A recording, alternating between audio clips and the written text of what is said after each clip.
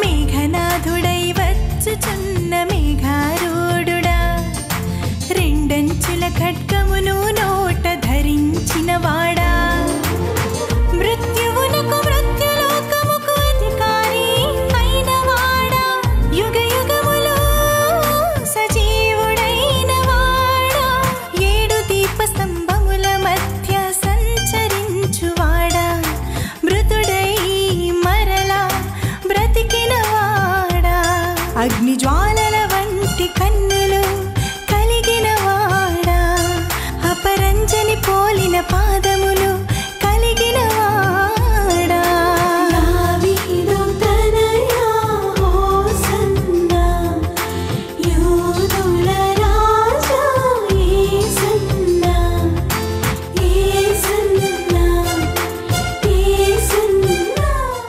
యేసు నామంలో మీకు శుభములు సమృద్ధిగా కలుగును గాక.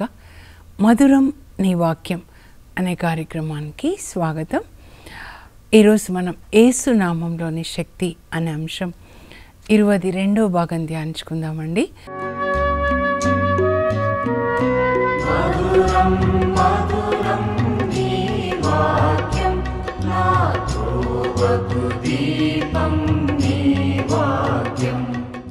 ఈరోజు పేతురులో యేసు శక్తి.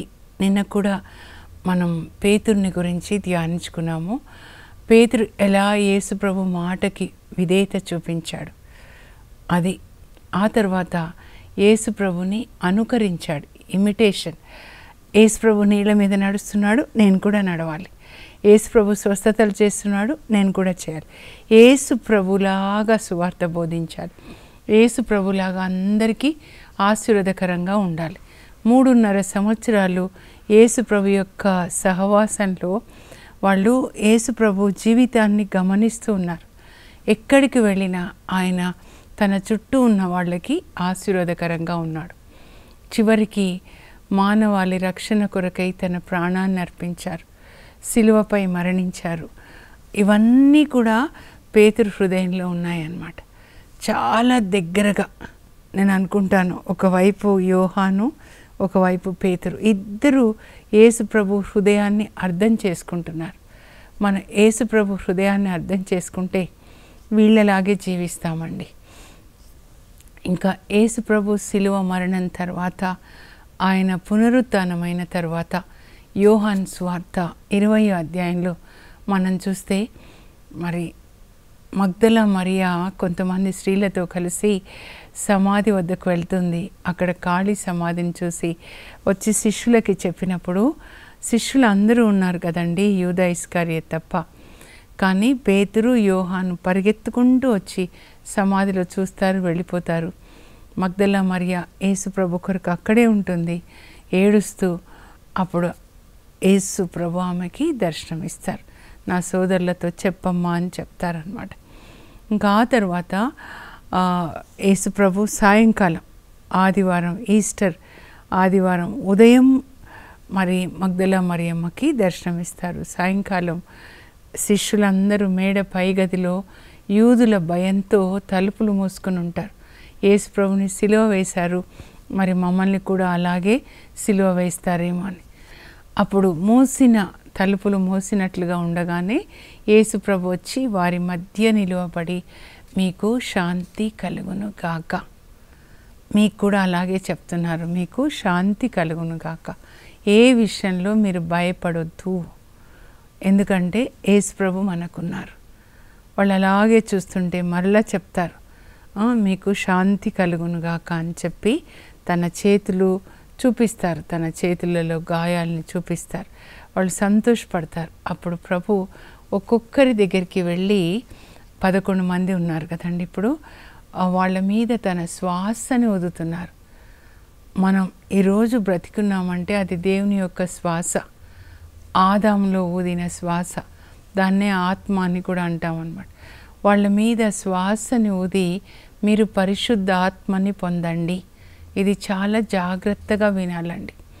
అప్పుడు యేసు ప్రభు శ్వాస అంటే యేసు ప్రభువే వాళ్ళలోకి వెళ్తున్నారనమాట. పరిశుద్ధ ఆత్మని మీరు పొందండి, మీరు ఎవరి పాపాలు మన్నిస్తారో అవి మన్నించబడతాయి, ఎవరి పాపాలు మన్నించరో అవి మన్నించబడవు. అందుకే యాకోబు పత్రికలో మీరు అనారోగ్యంగా ఉంటే 5:16లో మీరు ఒకరి కొరకు ఒకరు ప్రార్థించుకొనండి, ఒకరి పాపాలు ఒకరు ఒప్పుకొనండి అని చెప్తారనమాట. అందరినీ మన్నించే ఆ యొక్క శక్తిని, యేసు ప్రభు యొక్క ఊపిరిని వీళ్ళు పొందుతారనమాట. సిలువలో ఎలా మన్నించారు యేసు ప్రభు, సో వీళ్ళకు కూడా అలాంటి శక్తి వచ్చేస్తుంది. యేసు ప్రభు స్వభావం అన్నమాట, ఊపిరి వీళ్ళు పొందారు. ఆ తర్వాత వీళ్ళు చేపలు పట్టడానికి వెళ్తారండి. యోహాన్ 21లో అన్నమాట. ముందు పేతురే నేను చేపలు పట్టడానికి వెళ్ళబోతున్నాను అని చెప్పగానే ఆయనతో పాటు ఇంకొక 6 మేము కూడా నీతో వస్తాం. సో 7 వెళ్తారు. రాత్రంతా చేపలు పడుతుంటే ఏం దొరకవు. అప్పుడు యేసు ప్రభువే వాళ్ళని వెతుక్కుంటూ వెళ్తారనమాట.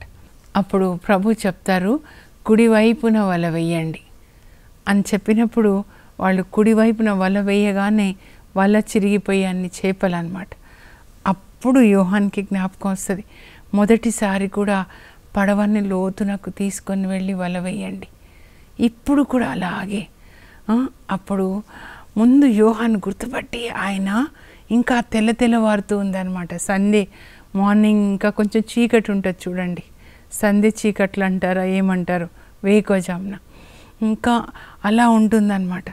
అందువల్ల క్లియర్గా జీసస్ అని తెలీదు, కానీ ఎప్పుడైతే ఇలా చెప్తారో కుడివైపున వల వేయండి అని వాళ్ళు వేస్తారో వల చిరిగి అన్ని చేపలు వచ్చినప్పుడు ముందు యోహాన్ అంటాడనమాట పేతురుతో, ఆయన ప్రభువే అని చెప్పగానే పేతురు చూడండి పట్టలేని సంతోషం.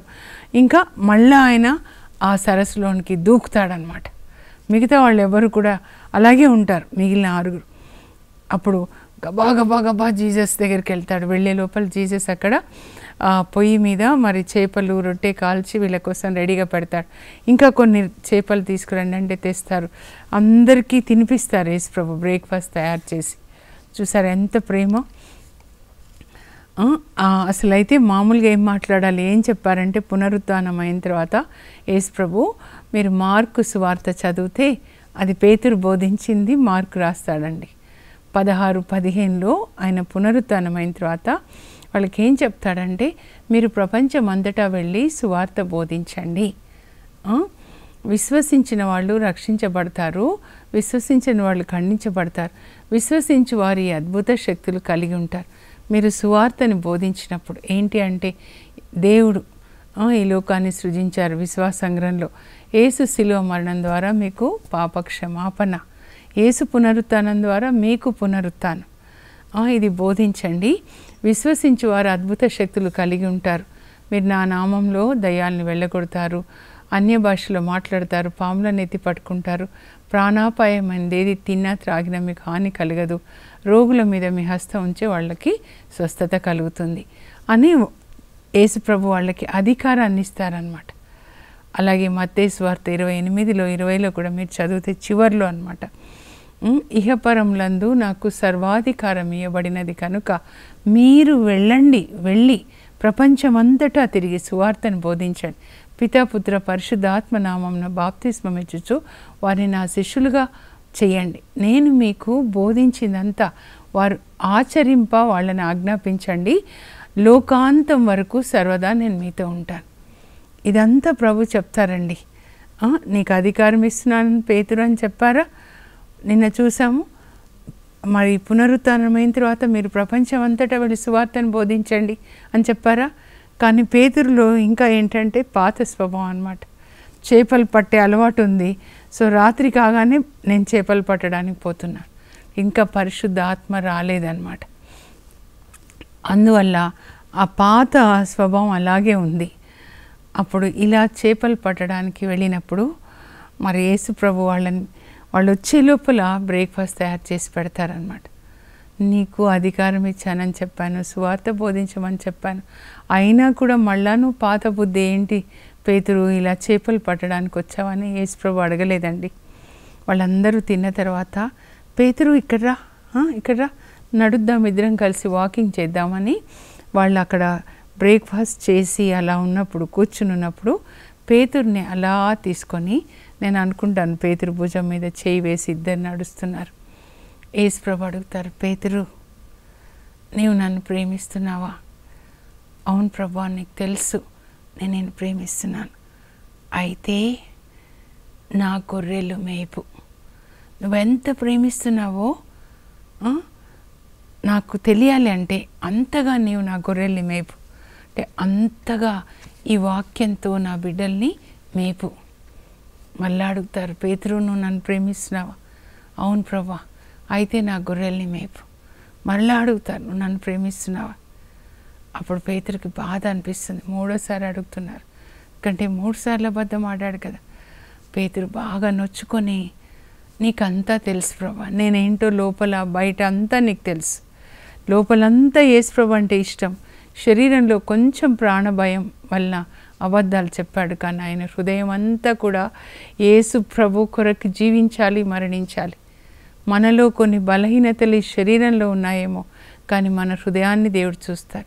ఆ హృదయంలో దేవుని మీద కోరిక ఉన్నప్పుడు ఈ శరీరంలో ఉన్న బలహీనతల్ని దేవుడు పట్టించుకోరండి. పేతురు ఏంటి జీసస్కి తెలుసు అన్నమాట. ఇంకా ఆ తర్వాత ఆయన పరలోకానికి వెళ్ళేటప్పుడు అన్నమాట. అపోస్తుల కార్యాల్లోకి వద్దామండి. ఈరోజు అపోస్తుల కార్యాలే 1 నుంచి 9 వరకు కొంచెం చూద్దాం.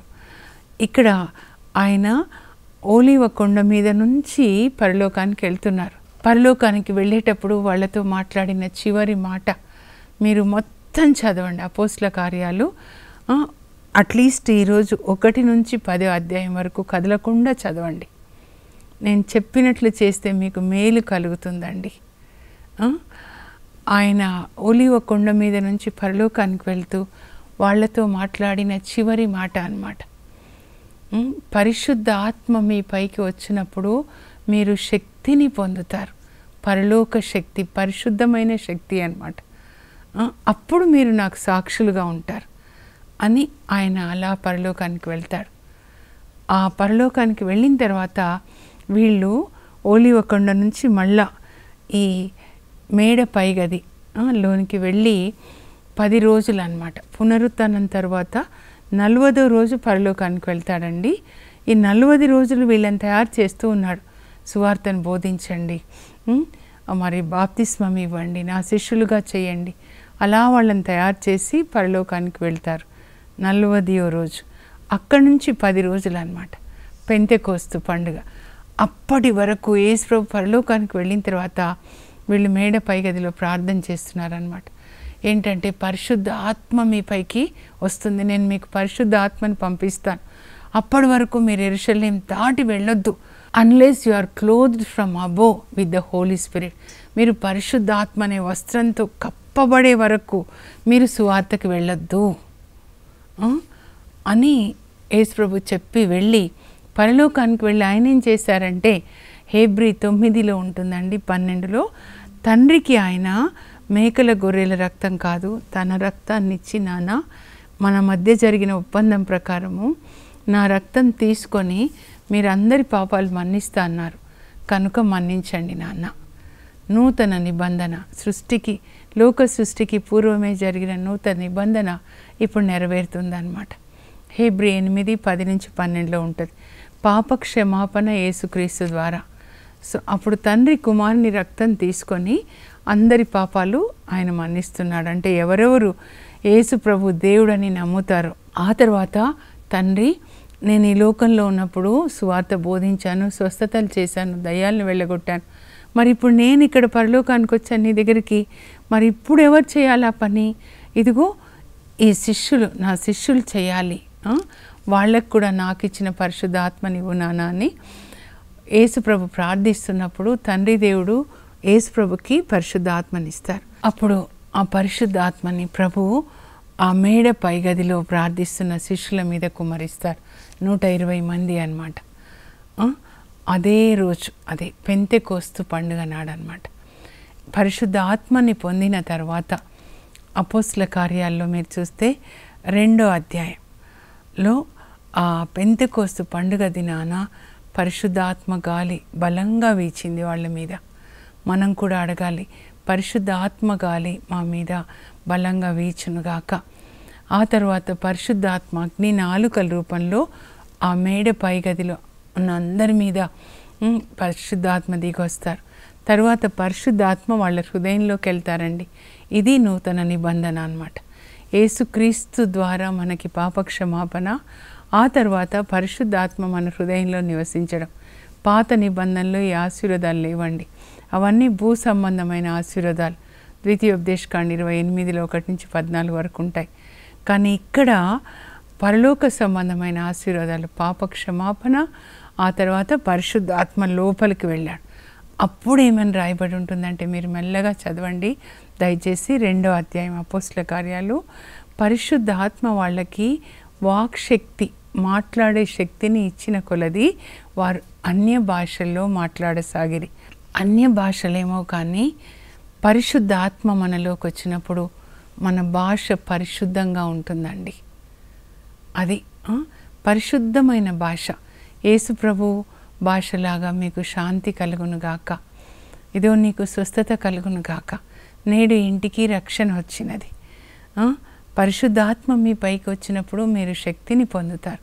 నేను నీకు బంగారు భవిష్యత్తు నిర్ణయించాను. అలా మంచి మాటలు అన్నమాట. ఈ రోజు నుంచి మీరు అందరి గురించి మంచి మాటలే మాట్లాడండి.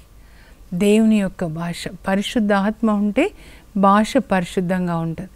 భాషల్లో మాట్లాడడం తర్వాత రీక, మామ, శాఖ, లీక, అది కూడా చాలా ముఖ్యమైనది. కానీ అపవిత్రాత్మలుంటే మన భాష అలా ఉంటుంది అన్నమాట. కనుక ముందు పరిశుద్ధాత్మ మనలోకి వచ్చినప్పుడు మన భాష, పరిశుద్ధాత్మ అంటే దేవుడే కదండి, తండ్రి కుమార పరిశుద్ధాత్మ అంటే దేవుని యొక్క భాష, అంటే ఆశీర్వదించే భాష అన్నమాట. ఆ తర్వాత పేతురు మొదటి ప్రసంగం చేస్తాడండి. ఇప్పుడు యేసుప్రభు బోధించారు ఇప్పటి వరకు. యేసుప్రభు తర్వాత కంటిన్యూషన్ అన్నమాట. ఎవరు బోధిస్తున్నారంటే పేతురు బోధిస్తున్నాడు. అపోస్తల కార్యాలు 2:14 అండి. వీళ్ళు పరిశుద్ధ ఆత్మని పొంది భాషల్లో మాట్లాడుతుంటే అప్పుడు ఆ పండుగకి వచ్చిన వాళ్ళు 17 దేశాల వాళ్ళు వస్తారు, యూదులు, పెంతెకొస్తు పండుగకి. వీళ్ళు తాగి ఉన్నారా? లేదు, ఉదయం 9 గంటల సమయం ఇది. యోవేలు 2:28లో దేవుడు చేసిన వాగ్దానాన్ని ఇప్పుడు నెరవేర్చారు. తొలకరి వర్షం, అంత్య దినంలో అందరి మీద ఆత్మని కుమ్మరిస్తా అన్నారు. అప్పుడు మీ పుత్రికలు నా సందేశాన్ని చెప్తారు, మీ యువకులు దర్శనాలు కాంచుతారు, మీ ముదుసలులు కలలు కంటారు. ఆ దినమున నా సేవకులకు స్త్రీ పురుషులందరి మీద నా ఆత్మని కుమ్మరిస్తాను అని ప్రభు చేసిన వాగ్దానం, తండ్రి చేసిన వాగ్దానం ఇప్పుడు నెరవేరింది. అదే యేసు ప్రభు లూకా 24:49లో అంటారు, నా తండ్రి చేసిన వాగ్దానాన్ని నేను మీకు ఇస్తున్నాను అంటారనమాట. ఇది లూకానే రాస్తాడండి. లూకా సువార్త కొనసాగింపు అపోస్తల కార్యాలు అన్నమాట. అలా మాట్లాడి మీరు ఇలా చూస్తున్నారు. మరి కీర్తన 16లో కూడా దావీదు రాస్తాడు కదా యేసు ప్రభు గురించి, నీ పరిశుద్ధిని నీవు గోతి పాలు చెయ్యవు, అంటే ఆయనను లేపుతావు సమాధిలో నుంచి. అదే జరిగింది. దేవుడు యేసు ప్రభుని సమాధిలో నుంచి లేపారు. ఇప్పుడు తండ్రి కుడి ప్రక్కన కూర్చొని ఇప్పుడు మీరు చూస్తున్న ఈ పరిశుద్ధ ఆత్మని ఆయన తండ్రి నుంచి తీసుకొని మా మీద కుమ్మరించాడు. మెల్లగా చదవండి అపోస్తల కార్యాలు 2:33. బైబిల్ మెల్లగా చదవాలి, హృదయం పెట్టి మనసు పెట్టి, వేరే ఏ ఆలోచన లేకుండా కుమ్మరించాడు అని చెప్తారనమాట. చెప్పి ఇదో మీరు ఎవరినైతే దేవుడు మెస్సయ్యగా క్రీస్తుగా నిర్ణయించి లోకానికి పంపించాడో, మనల్ని రక్షించే మెస్సయ్యగా క్రీస్తుగా అభిషేకించి ఆయనను మీరు సిలువ వేసి చంపేశారు, కానీ దేవుడు ఆయనని సమాధిలో నుంచి లేపారు అని చెప్పి, ఇంకా ఈ దుర్మార్గుల నుంచి వేరయ్యి మీరు రక్షణ పొందండి అని చెప్పినప్పుడు 3,000 మందిలో పశ్చాత్తాపం వస్తుందండి. అయ్యో యేసు ప్రభు మెస్సయ్య అని వాళ్ళు బాప్తిస్మం తీసుకొని యేసు ప్రభుని సొంత రక్షకునిగా అంగీకరిస్తారు. అంటే క్రీస్తు సంఘం పుట్టిందనమాట పెంతెకొస్తు దినాన. యేసు ప్రభు పునరుత్థానుడయ్యాడు ఆ రోజు ఆదివారం, కనుక మనకి ఇది ముఖ్యమైనది అనమాట. ఆ తర్వాత 3,000 మంది ఒక కుటుంబంలాగా ప్రేమగా జీవిస్తున్నారండి. అపోస్తల కార్యాలు 2లో మీరు 43 నుంచి మీరు చదవండి. వాళ్ళ ఆస్తి అమ్మి అపోస్తల దగ్గర ఇస్తుంటే వాళ్ళు దాన్ని ఎవరికి అవసరం ఉంటే వాళ్ళకి పంచి పెడుతూ ఉన్నారనమాట. ఎవరు కూడా విశ్వాసులు 3,000 మంది ఇది నాది అని చెప్పుకోవడం లేదు. వాళ్ళు తమకు కలిగిన దాన్ని ఒకరితో ఒకరు పంచుకుంటూ సంతోషంగా వినయంగా కలిసి దేవుని స్తుతిస్తూ కలిసి రొట్టె విరుస్తున్నారు. దేవుడు తన ఆత్మని సమృద్ధిగా వాళ్ళ మీద కుమరిస్తున్నారు. మీరు జాగ్రత్తగా చదవండి. ఇది అలాగే 4:32 నుంచి కూడా ఎప్పుడైతే వాళ్ళకి కలిగింది ఒకరితో ఒకరు పంచుకుంటున్నారో అప్పుడు పరిశుద్ధ ఆత్మని ఆశీర్వాదాలని సమృద్ధిగా కుమరిస్తున్నారు. మీకు తెలుసా, మీరు కలిసి భుజిస్తూ ఇంట్లో కలిసి ప్రేమగా కూర్చొని మాట్లాడుకుంటుంటే అప్పుడు మీరు పరిశుద్ధ ఆత్మని పొందుతారండి. పెంతెకొస్తే అదే ఏ ఇంట్లో అయినా సరే ఎక్కడ ప్రేమ ఉంటుందో అక్కడ పరిశుద్ధ ఆత్మ సన్నిధి అన్నమాట. తర్వాత 3వ అధ్యాయానికి వచ్చినట్లయితే వాళ్ళు దేవాలయానికి వెళ్తున్నారండి. మధ్యాహ్నం 3 గంటలకి పేతురు యోహాన్ ఎప్పుడు వాళ్ళిద్దరు కలిసే ఉంటారండి. తర్వాత వాళ్ళు ఒక 25 సంవత్సరాలు రోమ్లో మరి పేతుర్ని సిలువ వేసే వరకు కూడా రోమ్లో సువార్త బోధిస్తారనమాట. ఇప్పుడు మధ్యాహ్నం దేవాలయంలోకి వెళ్తున్నారు యెరూషలేంలో 3 గంటలకి. అప్పుడు అక్కడ అందమైనదైన ఒక ద్వారం దగ్గర పుట్టుకుంటే వాడు కూర్చొని ఉంటాడు. మరి అడుక్కుంటున్నాడు అనమాట డబ్బుల కోసమని. అయితే అప్పుడు డబ్బులు బంగారం వెండి అవి మా దగ్గర లేవు, నా దగ్గర ఉంది, నేను నీకు ఇస్తా, మా దగ్గర ఉంది మీకు ఇస్తా అని చెప్పి యేసుక్రీస్తు నామంలో లేచినాడు అంటాడు. ఏముంది ఆయన దగ్గర? పరిశుద్ధ ఆత్మని పొందారు. పరిశుద్ధ ఆత్మ వచ్చారంటే తండ్రి కుమార పరిశుద్ధాత్మలు ముగ్గురు వచ్చినట్లే అనమాట. యేసు ప్రభు వచ్చారు, పరిశుద్ధాత్మ, పరలోక తండ్రి ముగ్గురు వచ్చేసారనమాట. అదే మీకు ఇస్తాను. అప్పుడు ఆ పరిశుద్ధాత్మ శక్తి ఆ కుంటి ఆయనలోనికి వెళ్ళి కాళ్ళుని బలపరిస్తే ఆయనకి కాళ్ళు వచ్చేస్తాయండి. 40 సంవత్సరాల వయసు అనమాట. అప్పుడు పేతురు యోహాన్లు ఆయనను పట్టుకొని దేవాలయంలోకి తీసుకెళ్తారు. ఆయనే వెళ్తాడనమాట. సంతోషం అనమాట. అదంతా మర్చిపోయాడు, ఇంకా అడుక్కోవడం అదంతా. వాళ్ళతో కలిసి హల్లెలూయా స్తుతి మహిమ అని దేవుని స్తుతిస్తూ ఉన్నాడనమాట.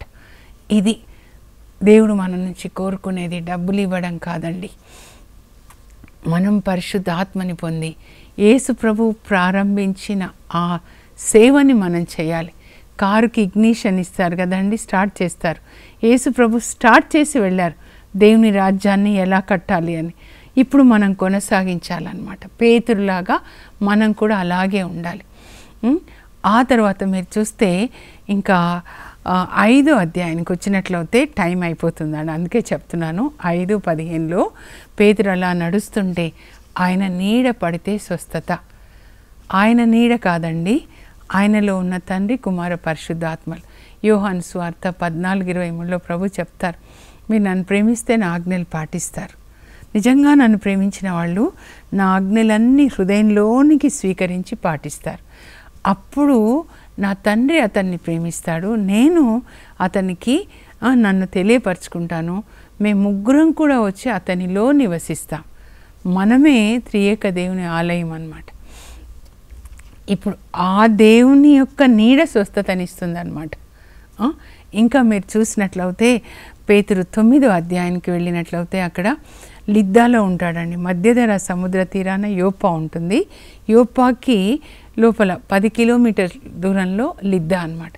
అక్కడ పేతురు సువార్త బోధిస్తుంటే ఒక ఆయన అన్నమాట పక్షవాతం 8 సంవత్సరాల నుంచి అన్నమాట, ఏనియా.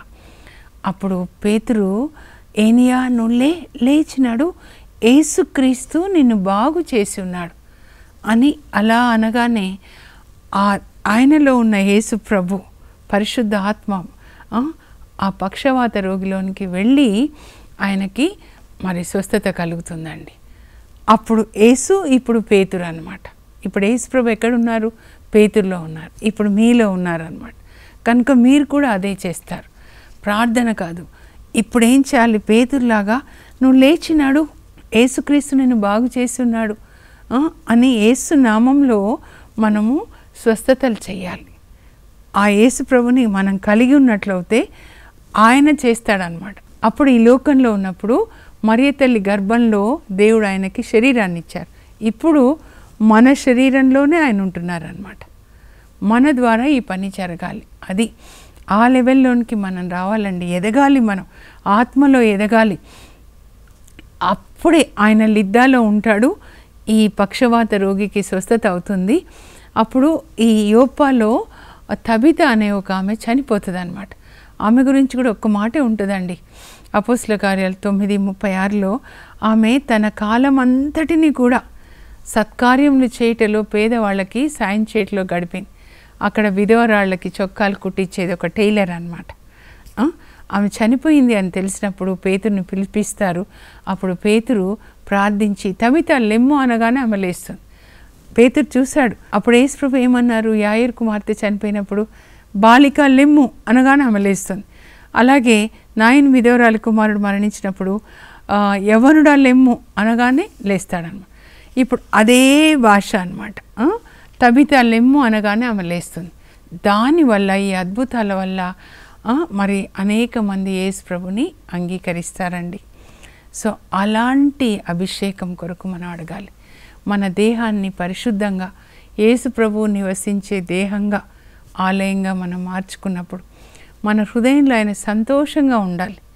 కొన్ని చోట్లకి మనం వెళ్ళినప్పుడు మనకెంత బాధ ఉంటుంది కదండి. నేను కూడా ఎప్పుడైనా వెళ్తే సినిమాలు చూస్తూ త్రాగుతూ పిచ్చి మాటలు మాట్లాడుతూ మళ్ళీ పిలుస్తారు ప్రేయర్కి, వెళ్ళేసరికి అలా ఉన్నప్పుడు ఎంత వేదన అనిపిస్తుందో నాకైతే.